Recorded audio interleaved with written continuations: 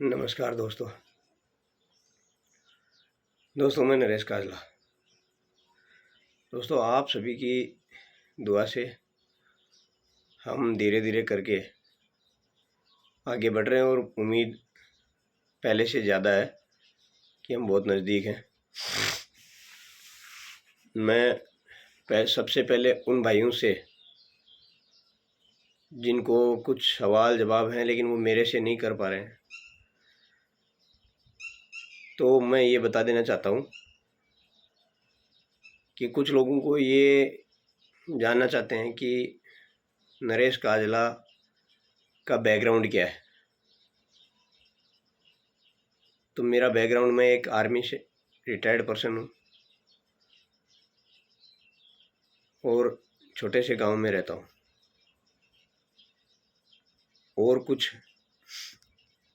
बातें जानना चाह रहे हैं, उसके लिए मैं बता रहा हूँ कि मुझे क्या एक्सपीरियंस है, मैं जो ये कर रहा हूँ उसके बारे में क्या एक्सपीरियंस है। मैं छोटा मोटा ज़मीन का काम करता था। कुछ लोगों के बहुत सारे सवाल हैं, मैं उनका जवाब दे रहा हूँ। ज़मीन का काम कर रहा हूँ, यहाँ पे भी करता था और वहाँ पे भी करना स्टार्ट किया था। वहाँ तो कुछ कर नहीं पाया, लेकिन यहाँ सीकर में करता था। 2017 से मैं कर रहा हूँ। और जब ज़मीन का काम किया तो बहुत सारे भाई लोग ऐसे हैं, ऐसा नहीं है कि फ्रॉड करने वाले एक दो ही हैं, बहुत हैं दुनिया में। मैंने ज़मीन ली थी, मेरे को बेचने के 6 महीने बाद में किसी और को बेच दिया, उसके भी मेरे केस चल रहे हैं। वो मैं यहाँ पे भी लड़ रहा हूँ, उसमें सिविल सूट भी लड़ रहा हूँ। 420, 406, 67, 68, 70, 71 ये भी लड़ रहा हूँ और हाई कोर्ट में भी लड़ रहा हूँ। उसको 5 साल से लड़ रहा हूँ, इसलिए मेरा एक्सपीरियंस अच्छे से है। कहाँ क्या होगा उसका थोड़ा बहुत एक्सपीरियंस है। और दूसरी बात, किसी भी वीडियो को अगर मैं बता रहा हूँ तो जैसे कि मेरे साथ कोई हैपनिंग हो गई, अब उस हैपनिंग को हम सुलझाने के लिए भाग रहे हैं, वर्कआउट कर रहे हैं, उस पर हम काम कर रहे हैं, हमें पता है कि हम उसमें क्या काम कर रहे हैं, ठीक है। लेकिन हमारे में से एक व्यक्ति अगर वकील के पास जाता है या किसी भी कानूनी सलाहकार से सलाह लेता है, तो किस बेस पे लेता है? जैसे हम इस नेक्सा का ही उदाहरण दे देते हैं, इसी नेक्सा का उदाहरण दे देते हैं। अभी मैं काम कर रहा हूँ, कमेटी के लोग काम कर रहे हैं, और भी बहुत सारे लोग हैं। ऐसा नहीं है 7 आदमी काम कर रहे हैं, बहुत सारे लोग काम कर रहे हैं और हमारे लिए काम कर रहे हैं। उनको पता है कि हम क्या काम कर रहे हैं, लेकिन इसमें फ्रॉड बहुत सारे लोगों के साथ हुआ है। अब एक लड़के ने एमपी में एक वकील साहब से पूछा कि साहब मैंने ऐसे ऐसे पैसा निवेश किया था और मेरे साथ ये फ्रॉड हो गया। अब उसका कोई रिश्तेदार था, वो वकील था और जज साहब से रिटायर्ड था। उसने उसको भी पूछा कि साहब ऐसे हो गया, तो उसने सीधे सीधे बोला फ्रॉड हो गया, इसमें तो कुछ हो नहीं सकता, आप केस दर्ज कराओ। ठीक है, केस दर्ज कराओ। अब उस बात को उसी लड़के ने मेरे से बात रखी या और किसी से बात रखी, मैंने उसको पूरी चीज़ समझाई कि ये हो रहा है। तो उसके लिए मैंने एक पहले भी वीडियो बना के डाला था, उसमें मैंने बोला था कि जो हम बताएंगे जज साहब को या वकील साहब को, वो वही तो करेंगे, यानी जो मैं बता रहा हूँ उसी का तो प्रत्युत्तर देंगे। उनको तो ये नहीं पता ना कि जहाँ हमने पैसा लगाया है उनके पास कितनी ज़मीन है और वो किस तरह से वापस लौटाएंगे। उनको तो यही पता है सहारा भाग गई, पहले कई कंपनियां भाग गई, वापस दिया नहीं। तो जितना हम बताएंगे उतना ही करेंगे ना। तो इसलिए उस वीडियो को मेरे भाई साहब लोग बड़े अच्छे से पेश कर रहे हैं और मैं उनका धन्यवाद दे रहा हूँ कि वो मेरे वीडियो को बहुत बारीकी से देखते हैं। लेकिन पेशी से पहले भी और पेशी के बाद भी मेरा वही बयान है, कितनी भी कोशिश कर लो ना, तो मैं पीछे हटने वाला ना मैं डरने वाला। जैसे मर्जी कोशिश कर लो, लास्ट तक खड़ा रहूंगा। किसी का साथ रहे ना रहे, लास्ट तक लड़ूंगा। ना मैं पैसे के लालच में आने वाला हूं और ना ही मैं किसी से डरने वाला हूं। ये लोग जो बड़ी बड़ी बातें कर रहे हैं, तो मैं बता देता हूं, मेरे पे अभी भी 4 केस लगे हुए हैं। 2 केस लगे थे, एक अमरचंद ढाका के घर गए थे तब, एक भैरूपुरा गया था तब, और 2 केस ऐसे लगे हैं जो हमारे भाइयों ने कर रखे हैं। ऑनलाइन कंप्लेन CBCID में। तो ना तो मेरे को उससे डर लगता है, ना पहले उससे डर लगा था। मैं आप लोगों को क्लियर कर रहा हूं,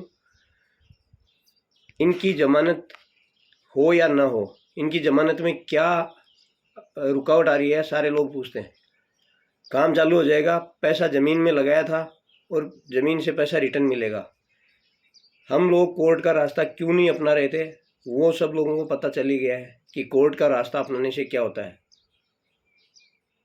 3 FIR में बयान हो चुके कि साहब हमारा इनसे कोई लेना देना नहीं है। उनके दस्तावेजों को तोड़ मरोड़ के पेश किया जाता है वीडियो में कि ये लिख रहे हैं, वो लिख रहे हैं, ये बरी हो जाएंगे। ये बरी होंगे तभी तो हमें पैसा देंगे। 3 FIR में ऐसा लिखा जा रहा है ताकि उन लोगों को छुटकारा मिले, तब वो हमारा हिसाब करें। लोग बोल रहे हैं भाग जाएंगे, ये कर देंगे। इतनी FIR पीछे पड़ी है, कहाँ जाएंगे वो लोग भाग के? थोड़ा बहुत तो सोचो, क्यों लोगों को गुमराह कर रहे हो? इतना सामान है, अगर मेरे पास सामान 100 रुपये है और मेरे पे मांगत 100 रुपये नहीं है, 90 रुपये ही है, अब मैं उसको चुका देता हूँ तो आराम से जी सकता हूँ, नहीं चुकाता हूँ तो मैं ज़िंदगी भर जेल काटता हूँ, तो ऐसा कोई नहीं चाहेगा। इसलिए आप लोगों से फिर निवेदन कर रहा हूँ, ये ना सोचें कि आज ही बोला 20 तारीख दिया, 30 तारीख दिया, बार बार टाइम स्केल मेरे को काउंट कराते हैं। वो दूसरे नहीं, हमारे भाई लोग ही पेशेंस खो रहे हैं, धीरे धीरे पेशेंस खो रहे हैं। बहुत सारे लोग हैं समझ चुके हैं कि कोर्ट का रास्ता इतना आसान नहीं है, और हमने अभी तक तो FIR की है। FIR से पैसा रिटर्न नहीं आता है, उसके लिए सिविल सूट, रिकवरी सूट डालना पड़ता है, और टाइम लगता है, उसमें अमाउंट्स भी डालना पड़ता है। कभी कोई बर्ड्स एक्ट के तहत फार्म भरने के लिए बोलता है, कभी किसी के तहत फार्म भरने के लिए बोलता है। अरे सर, पीछे की बैक हिस्ट्री उठा के देखो, कितनी कंपनियां भागी हैं और कितनी कंपनियों ने कितना जल्दी रिटर्न्स दिया है। मैंने बोल दिया कि नहीं, मैं एडवोकेट साहब के पास गया था, एडवोकेट साहब ने बोला 2 दिन में मैं आपको पैसे, 2 साल में तो पूरा हिसाब करवा दूंगा।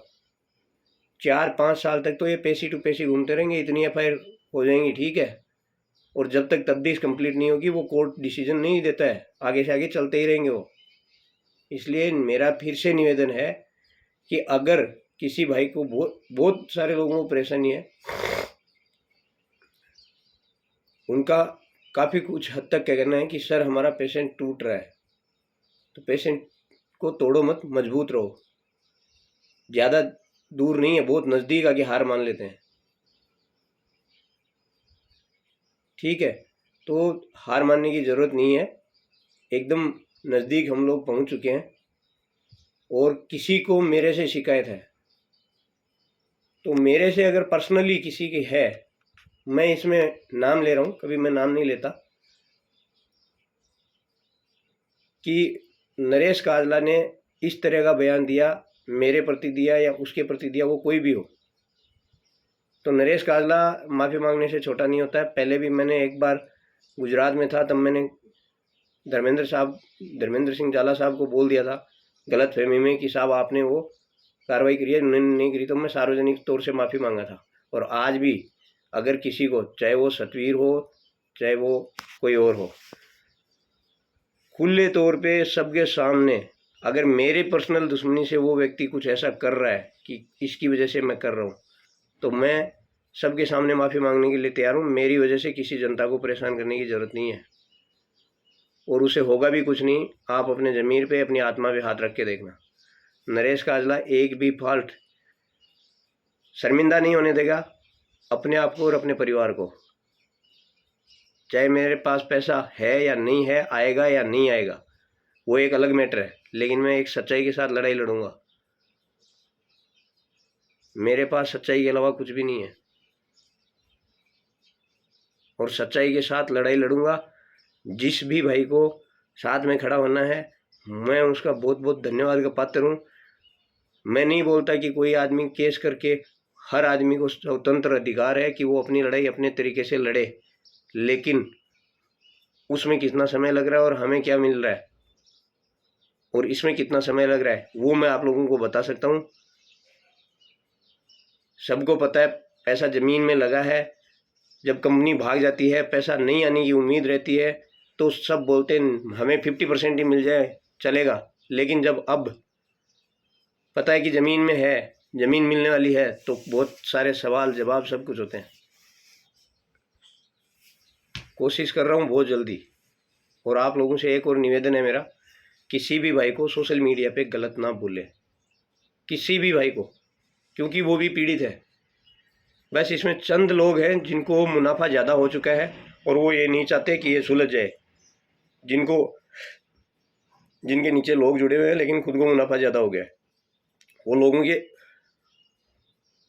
पैसा रिटर्न करवाने के में मेहनत कर रहे हैं। किसी न किसी तरह से उनकी मंशा यही है कि पैसे रिटर्न आए, लेकिन आप लोग किसी के प्रति गलत ना बोले, उनको उत्तर गलत ना दें। आज नहीं तो उनको कल समझ में आ जाएगा। किसी भी भाई को जो प्रताड़ित है, पीड़ित है, पैसे लगाए हैं, उसके लिए गलत ना बोले। धन्यवाद।